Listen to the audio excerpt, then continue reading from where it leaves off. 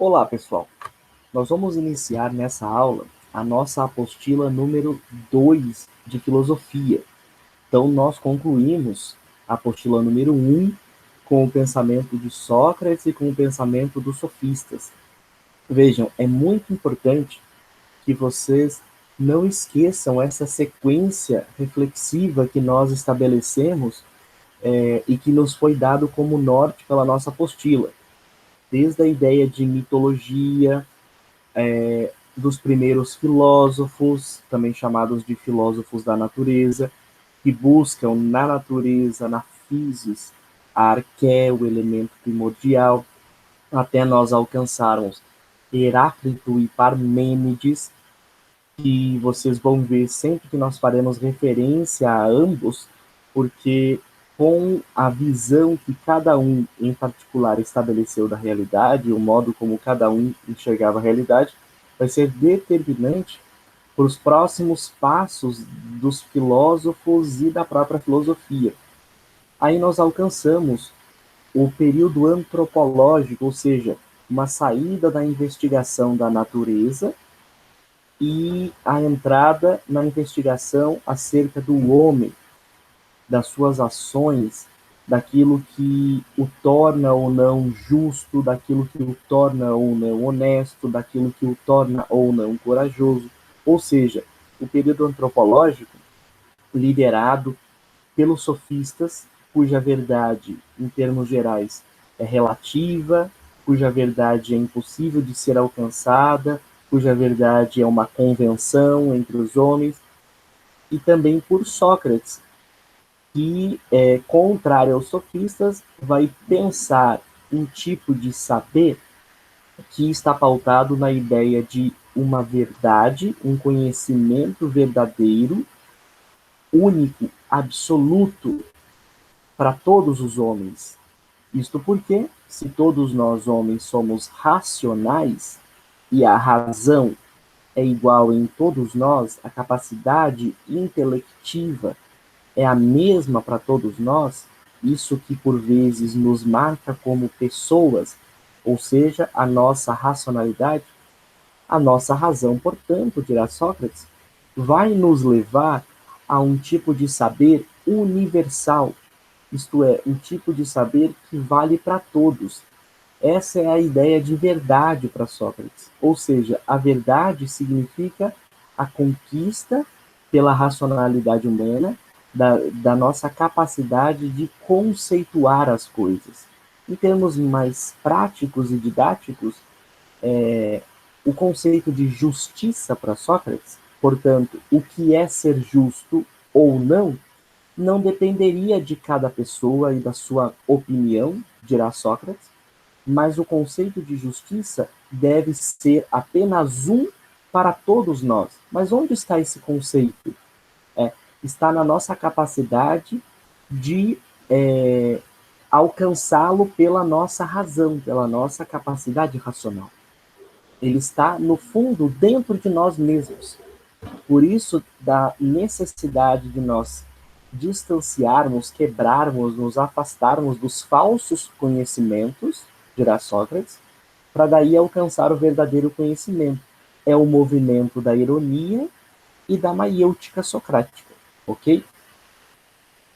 A partir dessa breve retomada, e nós não podemos esquecer de todo esse contexto e todas essas formulações reflexivas, nós alcançamos, na apostila número 2, um tipo de problemática, um tipo de temática que é muito interessante e que vai nos possibilitar dar continuidade a um outro pensador que vem logo após Sócrates, que é um grande discípulo de Sócrates, chamado Platão, ok? Então, diante dessa proposta, nós vamos alcançar o pensamento de Platão. É muito importante nós sabermos o seguinte, que o Platão, ele está inserido dentro de uma área da filosofia, ok? Chamada epistemologia. Claro que Platão não sabia que ele estava inserido numa área chamada epistemologia, Isso muito tempo depois, os filósofos, as correntes de pensamento, ao analisarem a filosofia que já havia sido constituída, foram classificando as áreas do conhecimento. É por isso que eu tenho dentro da filosofia várias áreas. Eu tenho a filosofia ética, eu tenho a filosofia política, eu tenho a filosofia da educação, eu tenho a filosofia da epistemologia, como é o caso aqui da nossa aproximação. Eu tenho uma série de sub-áreas dentro da grande área chamada filosofia. Então, nós vamos adentrar agora a uma área específica da filosofia, a um assunto específico chamado epistemologia. Tá, mas o que quer dizer epistemologia? O que significa isso? E aí eu gostaria de, de nos aproximarmos, ou convidar vocês para que nós nos aproximemos da nossa apostila. Logo no começo, vocês vão perceber que a apostila tem dois parágrafos ali que eu acredito que são fundamentais para a gente entender a ideia de epistemologia. Vamos ler juntos aqui, ó. Nesta unidade, abordam-se aspectos da epistemologia na Antiguidade e na Idade Média, como conceitos desenvolvidos pelos principais pensadores desses períodos e suas possíveis correlações com o contexto atual. Em virtude da importância do conhecimento para a vida humana, a filosofia questiona: como aprendemos? Como nossa mente se apropria de algo? Como o conhecimento acontece? Você está convidado a compreender esses questionamentos que fazem parte das investigações realizadas no campo da epistemologia. Pessoal, vejam só. Esse segundo parágrafo, principalmente, nos indica, de modo muito didático, o que é a epistemologia. Epistemologia, nós vamos ver depois, um pouco mais para baixo, o significado do radical e da palavra episteme. Mas antes de falar do radical e da palavra episteme, vamos tratar sobre o que se interessa a área da epistemologia. E esse segundo parágrafo nos ajuda bastante a pensar sobre a área da epistemologia. Vejam só, ele inicia assim, ó, em virtude da importância do conhecimento para a vida humana. Então, a epistemologia tem a ver com o conhecimento. Diante da importância que possui o conhecimento, o conhecer, o saber, a filosofia passa a questionar-se, ou passa a questionar, ou fazer as seguintes perguntas. Se o conhecimento, se o saber, ele é fundamental na existência humana, como nós conseguimos conhecer as coisas? Como é possível ao homem alcançar o conhecimento das coisas? Como o conhecimento acontece? Será que eu já nasci sabendo das coisas? Ou será que isso que eu chamo de conhecimento foi sendo adquirido?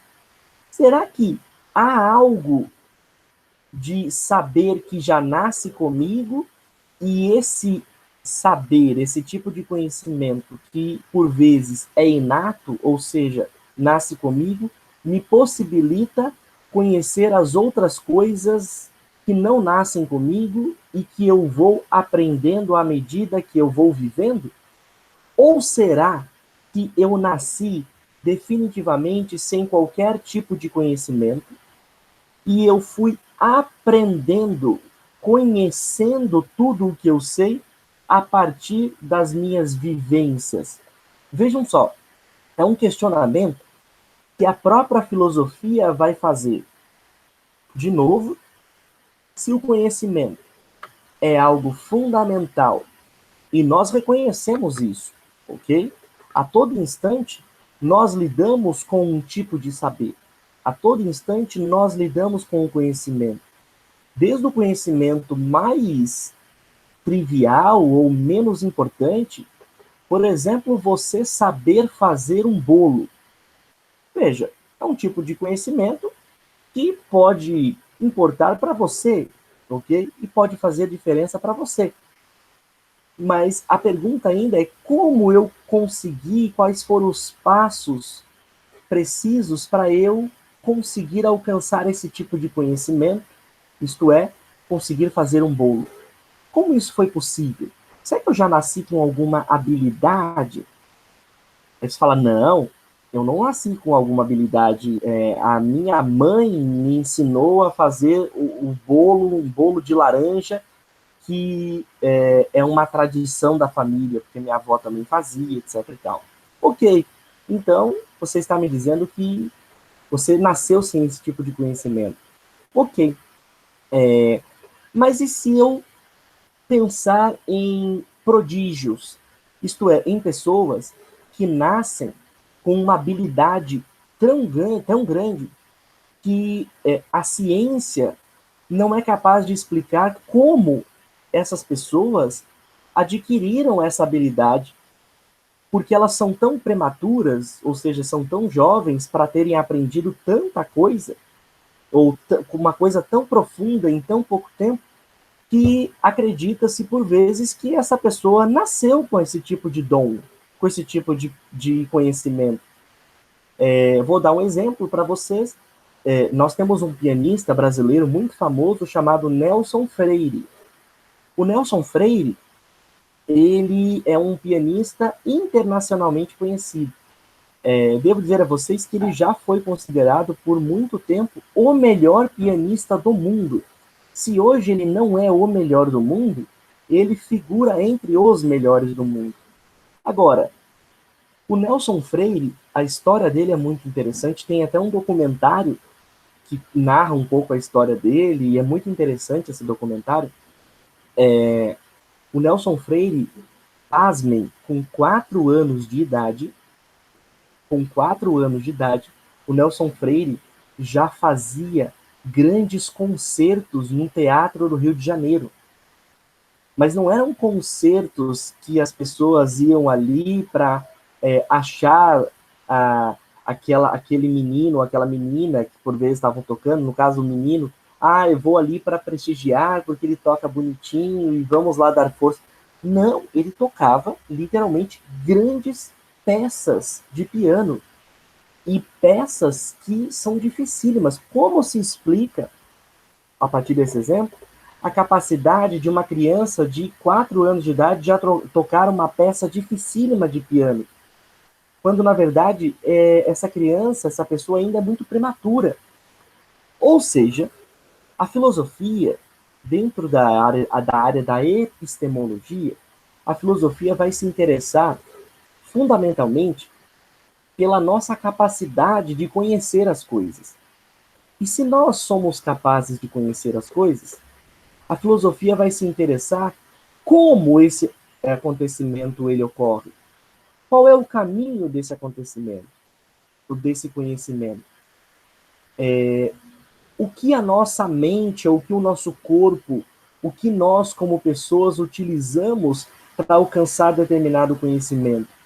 Ou será que nós já nascemos com certas habilidades ou não? E todas essas perguntas sobre o conhecimento, o que é conhecimento verdadeiro, o que por vezes é conhecimento falso, ou seja, tudo isso relativo ao termo conhecimento vai ser tratado dentro da epistemologia, ok? Claro que os conhecimentos aqui pelos quais se interessa a filosofia não é um tipo de conhecimento, por exemplo, do fazer um bolo, que é o mais trivial, ou, por exemplo, você adquirir o conhecimento de atravessar a rua na faixa de pedestre, que é muito importante, haja vista que pode salvar vidas, ok? Mas é um tipo de conhecimento voltado para as questões que a filosofia se interessa.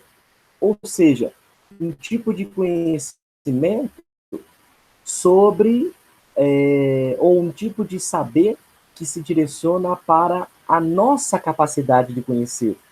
A filosofia, nesse caso, não vai se interessar tanto pelo conteúdo dos nossos conhecimentos, mas sim pelo percurso e a capacidade que tem o homem de alcançar aquele conhecimento. Veja, fazer um bolo ou atravessar a rua na faixa de pedestres já é o meu produto final, ou seja, já é o produto do conhecimento. Agora, a filosofia vai se interessar por algo anterior a isso. O que eu estou querendo dizer é que a filosofia vai se interessar pelo caminho que o homem percorreu, ou acredita-se que percorreu, para alcançar determinados conhecimentos. Não necessariamente eu estou interessado no produto do meu conhecimento, mas como eu fiz ou como o homem faz para alcançar os conhecimentos, ok? Daí a pergunta, ó, como aprendemos? A pergunta não é o que nós aprendemos, mas é como nós aprendemos. Como nossa mente se apropria de algo. Como o conhecimento acontece. Portanto, é uma parte muito importante e fundamental da filosofia, tá? E aí, eu gostaria de convidar vocês para acessarem essa página aqui que diz o seguinte: você tem um livro chamado Epistemologia, e a epistemologia nos oferece perguntas-chave, tais como: o que é possível conhecer? O que é o conhecimento? Como conhecemos? Quem pode produzir conhecimento? Percebam que todas essas são indagações provenientes da nossa capacidade de questionamento. A nossa capacidade de questionar vai perguntar sobre a própria capacidade de conhecer, o que é muito interessante, porque o homem é o único animal, é o único ser capaz de pensar a si mesmo e capaz de interrogar a si mesmo. O que significa, nesse caso da epistemologia, interrogar e questionar acerca do próprio conhecimento, ok? Diante disso, gostaria de alcançar o significado da palavra conhecimento. Vejam só, ali no nosso quadro conceito. A palavra conhecimento é utilizada para caracterizar o modelo contemporâneo de sociedade do qual fazemos parte. Ela interfere em nossa vida de muitas formas e é provável que a pronunciemos com frequência, mesmo sem observar rigorosamente os significados que lhe atribuímos em cada contexto. O conceito de conhecimento é complexo e inclui muitos significados, múltiplos significados. De modo geral, é possível compreendê-lo como a capacidade de realizar procedimentos que possibilitem a um sujeito descrever, calcular ou prever os objetos e os fenômenos que compõem sua realidade. Esse conceito foi construído ao longo do tempo com base nas investigações e nas reflexões realizadas em diferentes épocas. Gostaria de voltar nesse parágrafo e repetir com vocês a leitura sobre um possível ou mais aceito conceito de conhecimento. É possível compreendê-lo como a capacidade de realizar procedimentos que possibilitem a um sujeito descrever, calcular ou prever os objetos e os fenômenos que compõem sua realidade. Portanto, conhecimento é a capacidade de descrever, calcular ou prever os objetos e os fenômenos presentes na realidade. Ok? Na antiguidade, os primeiros filósofos identificaram dois tipos de conhecimento. O sensível ou empírico, baseiam-se nos sentidos, por meio das sensações e das percepções, e o inteligível ou intelectual, baseia-se na razão, por meio do raciocínio e da reflexão.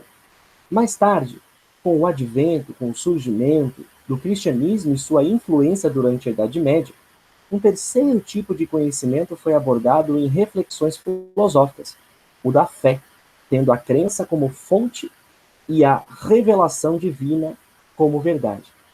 Vejam, este parágrafo está tentando mostrar para a gente que, no decorrer da história da filosofia e isso inicia-se quando? Lá na antiguidade, lá com os gregos, lá com os pré-socráticos, vão se estabelecer dois tipos de formas de conhecimento.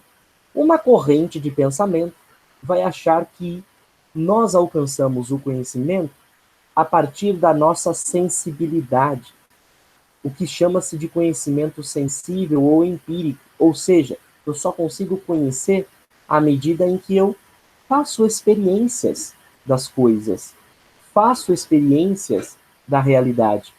Isso chama-se conhecimento sensível.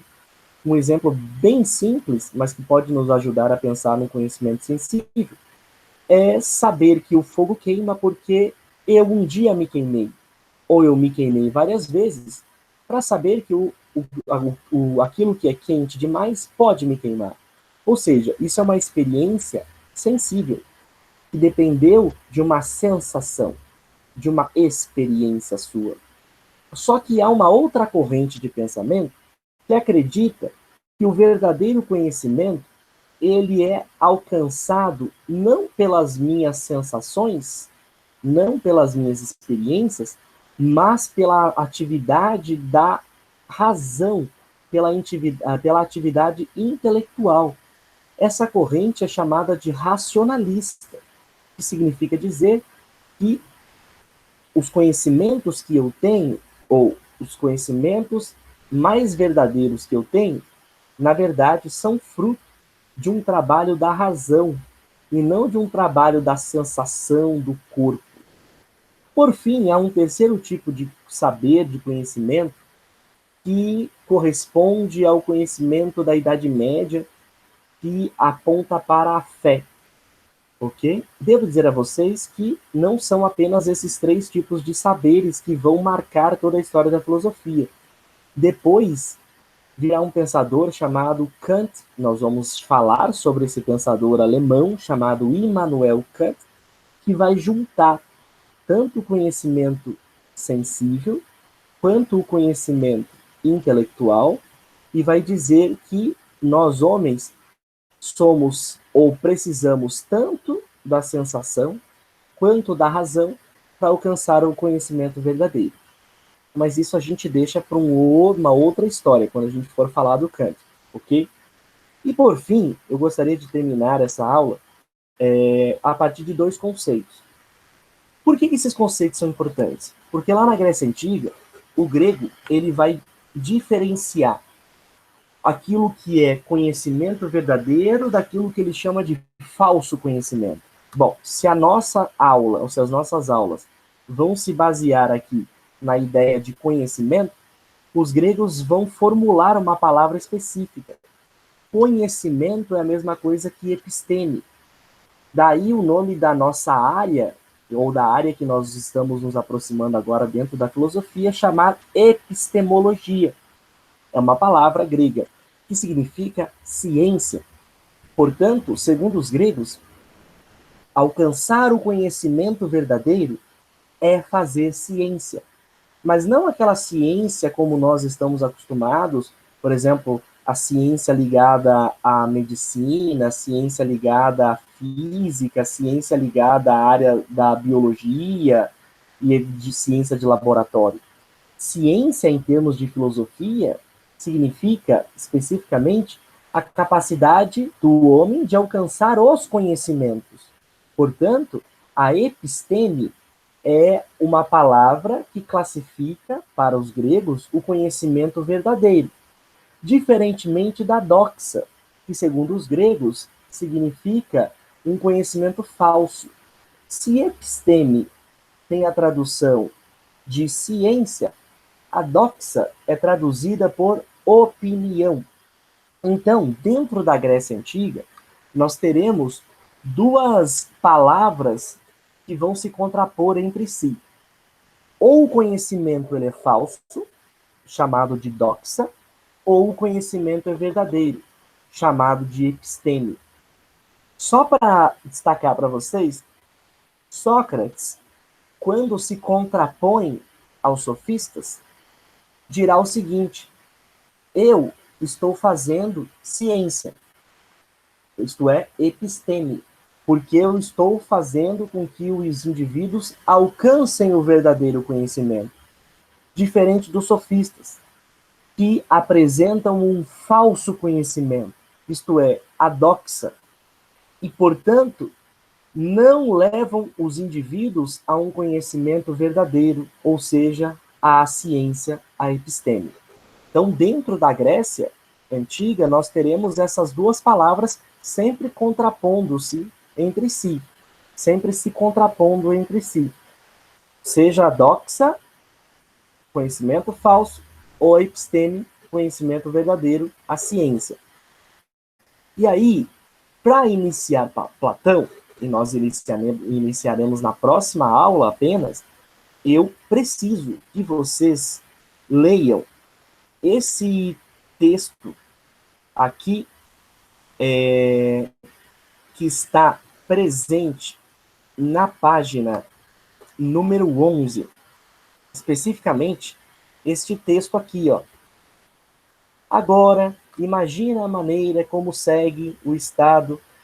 Esse texto é a narrativa da famosa alegoria da caverna, ou, em outras palavras, o mito da caverna de Platão.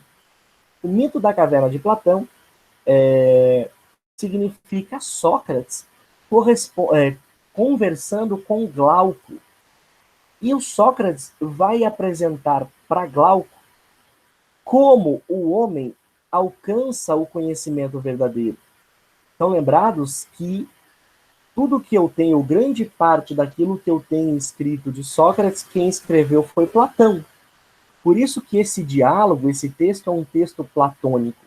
É Platão quem escreve, a tese é de Platão, mas ele vai utilizar o seu mestre Sócrates para dar peso, para dar consistência e mostrar que, se é Sócrates que está dizendo, certamente aquilo ali, ou esse tipo de saber, é verdadeiro. Então eu preciso que vocês leiam esse texto extremamente famoso e fundamental, chamado de Alegoria da Caverna de Platão. Ok? E aí nós continuamos na próxima aula.